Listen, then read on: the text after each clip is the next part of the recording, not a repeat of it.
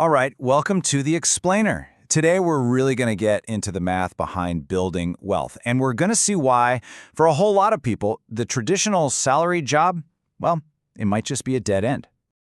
Okay, so let's just jump right in. It all boils down to this one question. What is an hour of your time really worth? Because look, true wealth isn't just about a bigger paycheck. It's about earning more for every single hour you put in. So here's how we're going to break it all down. First, we'll look at the basic wealth equation. Then, we'll see the limits of climbing that normal salaried ladder. And finally, we'll explore a totally different path, one that might be a whole lot more powerful. Okay, section 1. Let's start with the absolute foundation, the one core idea we're going to use for this entire analysis. And here it is. This is the crucial point. Wealth creation isn't just about making more money. Not really. It's about systematically making more money for every single hour of your time. That's the thing that gives you freedom. Freedom to live, and yeah, freedom to build even more. All right, so for all the math we're about to do, we need a simple assumption. Let's just say you work a pretty standard schedule, right? 250 days a year, 8 hours a day. That gives us a nice round number to work with, 2,000 hours of your time every year. Okay, so now that we have our baseline of 2,000 hours, let's apply this whole idea to a typical career path. Let's see just how far up that salaried ladder you can actually climb.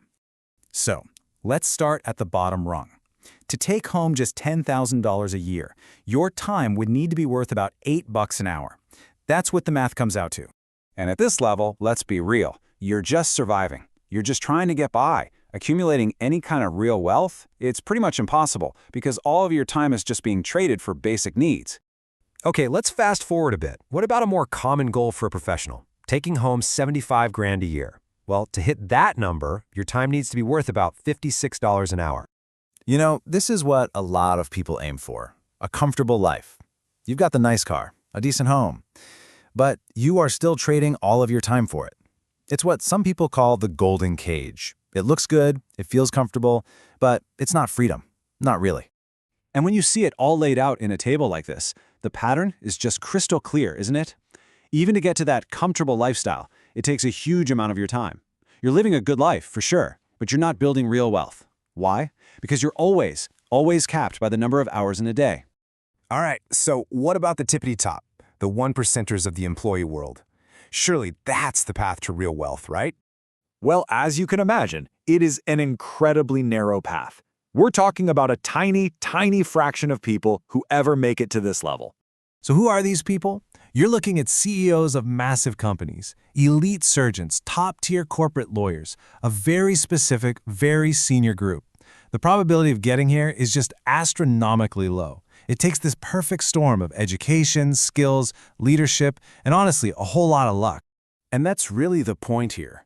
For most of us, trying to become a top CEO is, statistically speaking, less likely than a lot of other ways to build wealth. It's a low-probability bet, plain and simple. Okay, so if the employee path has this hard mathematical ceiling, what's the alternative?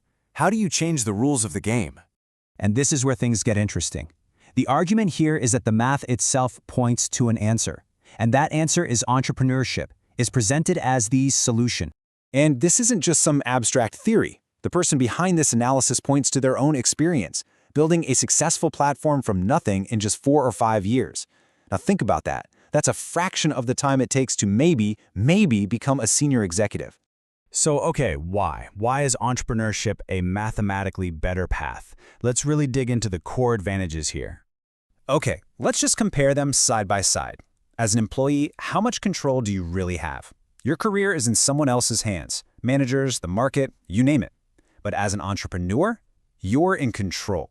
You set the direction. And think about speed. The corporate climb is slow. We're talking 10, 15 years plus. Entrepreneurship, it can be much, much faster. And here's the big one, probability. The chance of reaching that top 0.1% as an employee is tiny, but the probability of reaching a high income within the much smaller pool of dedicated entrepreneurs, well, the argument is that it's actually higher. And that's what it all comes down to, right? As an entrepreneur, you get to decide. Do you want to work 250 days at 8 hours? Or maybe you build a model that lets you work 4 hours. The choice is yours. The income model is yours. That's a level of freedom that even a high-paying job just can't touch. So where does this leave us? How do you actually start building your future with this in mind? Well, it starts with a shift in your mindset. Step 1, change your goal. Don't just think about getting a job, think about building a business. Step 2, treat your current job like a training ground. You're not just there to collect a paycheck, you're there to learn skills on someone else's dime. And third, build that network. Not just with colleagues, but with clients, with partners, the very people who could support you when you decide to make your move. So when you look at the math, it seems pretty clear. And that leaves us with this final, really important question to think about. Are you being taught to build a career, or are you being taught to build wealth? Because they might not be the same thing.